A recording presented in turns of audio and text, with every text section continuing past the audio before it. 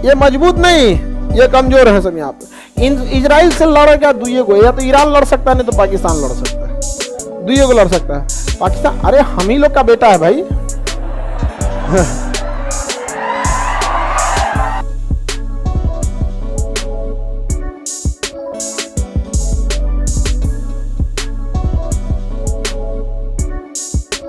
जब प्रथम विश्व युद्ध चल रहा था तो उसी समय इजराइल की समस्या चालू हुई, लेकिन सबसे बड़ा बवाल हुआ द्वितीय विश्व युद्ध, और वह बवाल किया था हिटलर। हिटलर यहूदियों को देखना नहीं चाहता था। इजराइल में जो धर्म है उस धर्म का नाम है यहूदी धर्म। अंग्रेजी में उन्हें ज्यूज कहते हैं। क्या कहते हैं? ज्यूज। अंग्रेजी में उसे क्या कहा जाता है? ज्यूज। ज्यूज।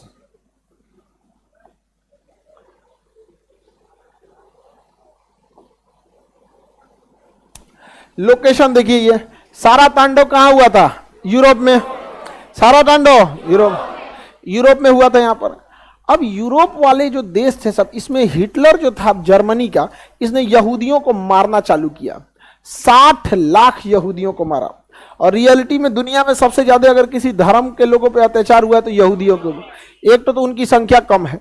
संख्या कम होने के दो रीजन है। पहला, वो लोग सबसे ज्यादा अगर कोई धर्म के पढ़े लिखे हैं तो यहूदी हैं सबसे ज्यादा। और पढ़े लिखे लोग जो होते हैं ना, ज्यादा जनसंख्या के पीछे नहीं भागते हैं, क्योंकि उनको पता है कि उन्हें अपने बच्चे को पढ़ाना है। और एक बच्चे को पढ़ाने में कितना खर्च है। जापान में एक बच्चे को पढ़ाने में इतना खर्च आता है कि वहां के लोग एगो से ज्यादा बच्चा ही नहीं होता वहां पे।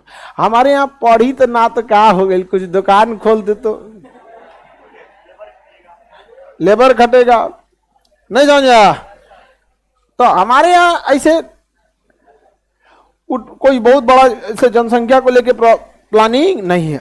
लेकिन एक तो पहले ये बहुत पढ़े लिखे हैं, आगे बढ़े। दूसरा, यहूदियों का एक रूल है कि यहूदी पैदा होते हैं, बनते नहीं है। आप कहिएगा हमें यहूदी बना लीजिए, भगा देगा। कहेगा नाश्ता कीजिए, खाना खाइए, यहूदी के बारे में जानिए, लेकिन आप हमारे यहाँ आ नहीं सकते। और हमारे यहाँ आज आ जाए यहाँ पे। हम लोग क्वालिटी नहीं क्वांटिटी बढ़ा रहे हैं। समझ में आ गई ना? कोनो अकलेल बकलेल चलाओ, बवाल करो, चुगलो, कोई मतलब नहीं है। तो ये दो रीजन है जिससे कि उनकी जनसंख्या कम है। तो यह हिटलर ने देखा कि दूसरा आदमी यहूदी बन ही नहीं सकता है, तो एक काम काहे ना करें, हम सब यहूदी को निपटा दे। तो हिटलर ने सारे यहूदियों को निपटाने के लिए सोच लिया। हिटलर ने क्या सोच लिया? सारे यहूदियों को निपटाने के लिए सोच लिया। इसलिए यहूदियों को पकड़ पकड़ लगा मारने। और वो एक कैंप बनाया था, कंसंट्रेशन कैंप। वहां पे ले जाके उन लोग को मार देता था, या फिर अपने डॉक्टरों को दे देता था उस पर रिसर्च करने के लिए। जैसे कोई हार्ट अटैक का दवाई बनाया तो किसी को खिलाएगा तो सोचा पता चला मार दिया, तो ओकरे पे ले जाके बड़ी बड़ी मारा था इस कंसंट्रेशन कैंप में यहूदियों को। लेकिन आप याद रखिएगा, जिन्हें ऊपर वाला भेजा है उसे नीचे वाले कभी मिटा नहीं सकते। यहूदियों को भी ऊपर वाले नहीं बना के भेजा है। इतने खराब रहते तो नहीं बनाता। जैसे डायनासोर उठा लिया कि नहीं उठा लिया। अब जमीन पे दो पैर पे चलने वाले को लगता है कि डायनासोर को उन्होंने खत्म किया, ये सारा जाति धर्म निपटा देते सर डायनासोर वाला। कहता आज फॉरवर्ड जात के हैं, आज नाश्ता में फॉरवर्ड चलतो। फॉरवर्ड जात के मोहल्ला में घुस जाता डायनासोर, अब भूज के खा जाता, कच्चे खा जाता ना डायनासोर उठा उठा के। अब उसके बाद प्लान बनाएगा कि अच्छा अब चलते हैं यादव जी के मोहल्ला। और डायनासोर किसी को पहचानता है? आप ब्राह्मण है, यादव है, मुस्लिम है, ईसाई है, निपटा देता कि नहीं निपटा। लेकिन हम पृथ्वी वाले लोग को समझ में नहीं आता है कि क्या नौटंकी की है। धार्मिक लड़ाई लड़ने वाले लोगों को मत पूछिए। तो इन लोगों ने यहूदियों को बर्बाद करना चालू किया। अब यहूदी जाए तो कहां जाए? यहूदियों को भागने के लिए कोई जगह नहीं था, और हिटलर ने छोड़ा नहीं था। छोटे छोटे बच्चों को मरवा दिया था। खाना कैसे देता था? कैंप पे रखा था। कैंप मतलब समझिए गांधी मैदान जैसे देख रहे हैं ना, वैसे चारों ओर से घेर दिया। भाग नहीं सकते हैं। बाहर 50 को पुलिस खड़ा, जो भागे मार दो उसमें। अब 10,000 आदमी रखा है, आज 100 आदमी का खाना दिया उसमें। धीरे धीरे मरते रहेंगे यहाँ पे। बहुत लोग को मरवा दिया। अब इसमें यहूदियों को लगा कि अब हमें अपना देश होना चाहिए। तो पहली बात उनके अंदर अपने देश की एक भावना जागी यहाँ। और यहाँ हम आपको बताए थे तुर्की में था ऑटोमन साम्राज्य। तुर्की में ऑटोमन जो अपने पतन की ओर जा चुका था। सऊदी अरब के राजा चाहते थे कि ऑटोमन पर सऊदी का राज हो।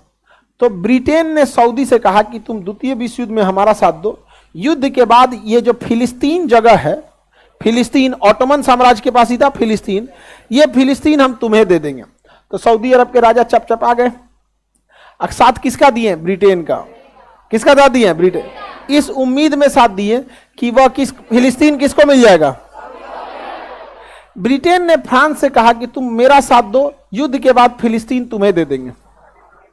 और सऊदी से कहा कि फिलिस्तीन तुमको दे देंगे। दोनों किसका साथ दिया? सब ब्रिटेन।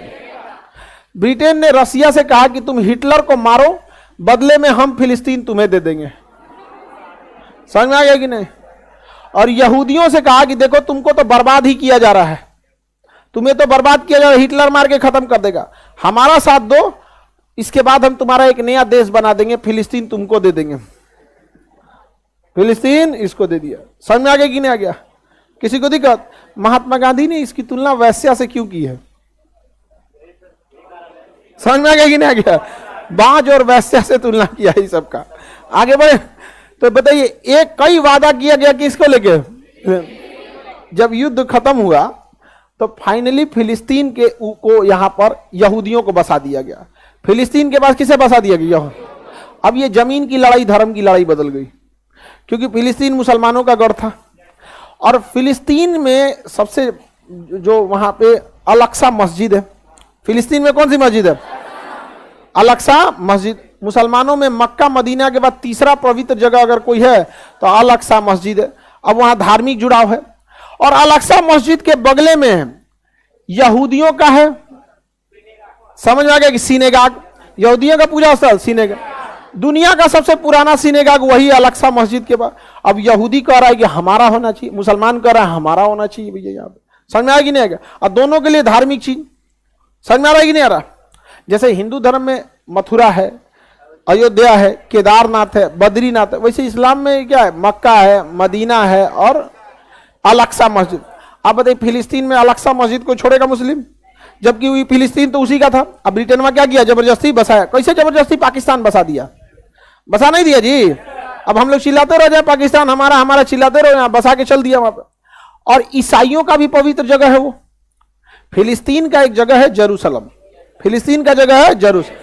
उस जेरूसलम में अल-अक्सा मस्जिद, और उसी अल-अक्सा मस्जिद से सट के सिनेगाग, यहूदियों का सिनेगाग, मुसलमानों का अल-अक्सा।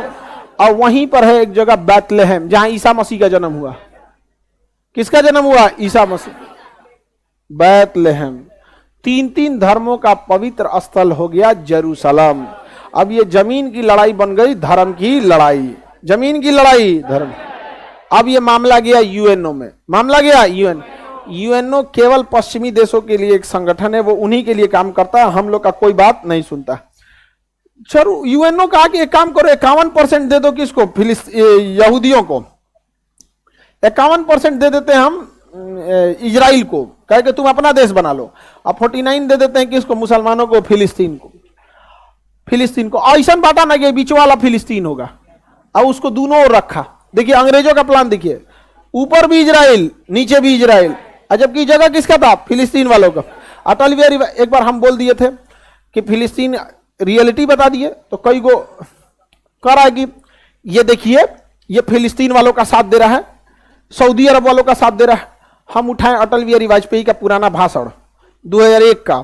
उन्होंने बोला था कि अरब वालों को अरब की जमीन मिलनी चाहिए, फिलिस्तीनियों को फिलिस्तीन की जमीन मिलनी चाहिए। और के बाद हम दिखा दिए कि देख ले यहां पे।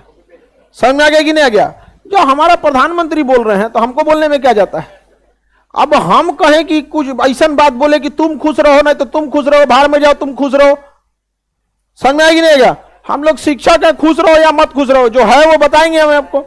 एक पक्ष कह रहा है कि इजराइल का साथ दो, और एक पक्ष कहता है कि फिलिस्तीन का साथ दो। अरे दोनों में से हमारा साथ कौन देगा पहले ये बताओ? ना फिलिस्तीन हमारा रिश्तेदार, ना इजराइल हमारा रिश्तेदार। हमारे लिए कौन मुसीबत में खड़ा रहेगा? हम उसका साथ देंगे। बिजनेस, व्यापार, स्ट्रेटजी, ये से हमारा साथ देने लगते हैं। अरे हम आदमी हैं कि भगवान है? लोग भगवान ही बदले में कुछ नहीं मांगता है, आदमी तो बदले में मांगता है कि नहीं मांगता? नहीं समझे? हमारे देश के लिए खड़े रहो, हम तुम्हारे लिए खड़े रहेंगे। अब पूरे अरब देशों ने बवाल कर दिया कि नहीं होने देंगे, हम एक होके लड़ेंगे, जहन्नुम दिखाएंगे, कयामत ला देंगे, मार डालेंगे। सारा फिलिस्तीन वाला कह रहा है कि देखिए हमारे साथ गलत हो गया, हमको मारा है, यहूदियों ने मार दिया हमको, ये किया। सारा अरब देश एकवट गया और सऊदी अरब तो पूरा करकरा के लगा था इनको, क्योंकि इनको कहा था कि इजराइल इनको मिलने वाला है। यहाँ पे सब मिलकर हमला कर दिया किसके ऊपर? इजराइल का। इस लड़ाई में इजराइल ये लड़ रहे थे लोग जीतने के लिए, ये सातों देश 6 देश मिलकर लड़ रहे थे जीतने के लिए, और इजराइल लड़ रहा था अपना अस्तित्व बचाने के लिए, क्योंकि अगर यहां से उजड़ा तो दुनिया से उजड़ जाएंगे। इन यहूदियों ने मिलकर इन 6 देश को हरा दिया यहां पर, और 49% के बाद 84% कब्जा लिया। कहां से 51 ना 84 ले लेंगे यहां पर। और आज भी कहते हैं लोग कि डेली डेली डेली आने वाले 30-40 साल में पूरा फिलिस्तीन खा जाएगा, वो इजराइल पूरा का पूरा खा जाएगा। लड़ने की हिम्मत है नहीं, और पूरा का पूरा क्या कर देगा? कब्जा लेता है यहां पर। कौन? इजराइल। अब देखिए ध्यान से, ये पीला वाला एरिया दिख रहा है और ये एरिया दिख रहा है। पहले ये कंप्लीट था फिलिस्तीन। कंप्लीट क्या था? फिलिस्तीन कंप्लीट। अभी फिलिस्तीन देखिए, है ये दिख रहा है। बाकी कौन कब्जा लिया? इजराइल। कब्जा लिया कि नहीं कब्जा लिया? इजराइल। अब तनी सा इधरों दिया, ये यही क्या है? फिलिस्तीन। बाकी कब्जा कौन कर लिया? इजराइल। गारंटी किसी कोई लड़ नहीं सकते हैं। अरब वाले बस बद्दुआ दे सकते हैं, तुम्हारे ऊपर जुल्म होगा, बिजली गिर जाएगा, उल्का पिंड गिर जाए तुम्हारे ऊपर, धरती तोरे नीचे से फाड़ के निकल जाए बाहर, कुल मैग्मा फेंक दे बाहर का, कोर का मैग्मा तोरे ऊपर गिर जाए पूरा। यही सब बात बोलेगा, लड़ नहीं सकता इसमें। और हम ये बात बोल देते हैं तो लोगों को खराब लग जाता है कि तुम जहन्नुमी, तुम्हें क्या पता? नहीं तो तुम्ही को पता ही है। अरे नहीं लड़ सकते भाई इजराइल से। इजराइल जानता है आपकी कमजोरी, आप उस इंसान से नहीं लड़ सकते जो आपकी कमजोरी जानता है। इजराइल अच्छे से जानता है इनकी कमजोरी क्या है, इनको गुस्सा बहुत जल्दी आता है। इसलिए इजराइल क्या करेगा? नियम बना दिया कि ये सेना नहीं रख सकते हैं। अब इजराइल देखता है कि अच्छा इनका स्कूल बन रहा है, फैक्ट्री लग रही है, चलो ठीक है। ऐसा ना कुछ पिनकाने वाला काम करेगा कि छोट मोट रॉकेट मार देंगे। सेना नहीं रख सकते छोटा मोटा रॉकेट। उसके पास रॉकेट को मार के गिराने के लिए अपना डिफेंस सिस्टम है, आयरन डोम। आयरन डोम इजराइल जानबूझ के कर रहा है बबुआ कि तुम मारो। आयरन डोम से मार के गिरा दिया, इजराइल में कोई नहीं मारा। अब इजराइल को पूरी दुनिया को बहाना मिल गया दिखाने के लिए, अब मारेगा। अच्छा ये फैक्ट्री बन रहा था, ले धाए, ये नहर बन रहा था, ले ये बन रहा था बिजली घर, लो। हर दिन की लड़ाई में उनको 20 साल पीछे कर देता है। समझ में आ गया कि नहीं आ गया? किसी को दिक्कत? अब एक बात बताइए, आपके पास 5 लाख 10 लाख रुपया है, आप आगे बढ़ना चाह रहे हैं और आप जाके लड़ लिए अंबानी से। अंबानी के पास पैसा की कमी नहीं, वो आपका 10 लाख खर्चा करा देगा। अब चल गए माइनस में, उछल दिया। फिर आप कमाएंगे 1 लाख, फिर कोनो केस उसमें फंसा के आपको, उससे नहीं लड़ सकते। इजराइल को पता है इनकी कमजोरी क्या है, इनको बीख चढ़ता है बड़ी जल्दी। समझ में आ गया कि नहीं आ गया? इजराइल की एजुकेशन सिस्टम, डिफेंस सिस्टम पूरी दुनिया में तगड़ा है, इन लोग का कुछ तगड़ा नहीं है। और अंग्रेज पहले से इनके बीच में रख दिए हैं शिया सुन्नी के मैटर। इनको सब इनसे लड़ सकता है कोई, तो वो लड़ सकता है ईरान। कौन लड़ सकता है? ईरान। ईरान लड़ सकता है, लेकिन ईरान यहां जाने के लिए ईरान को इस रास्ते ही आना पड़ेगा। अब यहां शिया और सुन्नी में लड़ाई हो गया है। अमेरिका कहता है सऊदी को, लो हथियार लो, लो पैसा लो, लो मिसाइल लो, मारो इस सुन्नी को, शिया सुन्नी में। समझ में आ गया कि नहीं आ गया? अब तुम लड़ो शिया सुन्नी में। और इजराइल को पता है कि तुम जितना मारना है तुम मारो ना, बाकी हम मार देंगे, हम हो जाएंगे टेंशन फ्री, और तुम लड़ते रहो, हम आके सुगरा देंगे। हाँ, समझ में आ गया कि नहीं आ गया? ये समझते ही नहीं है, और आप समझाने जाइए आप ही को समझाने लगते हैं। समझ में आ गई ना? हमको कर तुम्हें क्या पता इजराइल फिलिस्तीन क्या? हम कहना भैया प्रथम विश्व युद्ध तो फिलिस्तीन जीता था, द्वितीय भी वही जीता। फिलिस्तीन के इशारे पे हम लोग नाच रहे हैं। लोग, हम लोग की क्या औकात है? अजब हाल है यार। रमजान में अफ्तारी जाता है बाहर से, रमजान में जो अफ्तार करते हैं लोग ना, ये फिलिस्तीन के लोग के लिए विदेश से बाहर इधर उधर से जाता है, चंदा वंदा जुटा के। सऊदी अरब देता है, आई लड़ के जीत जाएंगे इजराइल से। समझा? तबाह कर दिया इजराइल को। इजराइल ने किसको? फिलिस्तीन। अब ही कहते हैं कि अच्छा तब ठीक है, यूएनओ जो 1949 में फैसला दिया था 51% आपका 49 मेरा, वही हम लोग मान लेते हैं। चलिए, आगे इतना तांडव कैला के बाद, लड़ाई कैला के बाद तुम ही करोगे, अब हम नहीं मानेंगे। अब वो क्या कहता है, इसमें भी कुछ कुछ जगहों पे कब्जा करते जाता है। धीरे धीरे धीरे धीरे, और जब तनी मनी बवाल होगा ना, धाए धाए धाए धाए रॉकेट मारने लगे, पूरी दुनिया का ध्यान चल जाएगा रॉकेट रॉकेट रॉकेट रॉकेट, धाए धाए धाए। इजराइल का लॉस होगा, तनी सा खरोच आएगा, अब फिलिस्तीन को जख्म ऐसा देगा कि 10 साल में भरल जाएगा। हर 2 महीना 3 महीना पे आप देखते होंगे इजराइल फिलिस्तीन में यही हो रहा है। यहाँ पे समझ में आ गया? बाकी देश के पास दम नहीं है लड़ लेने की।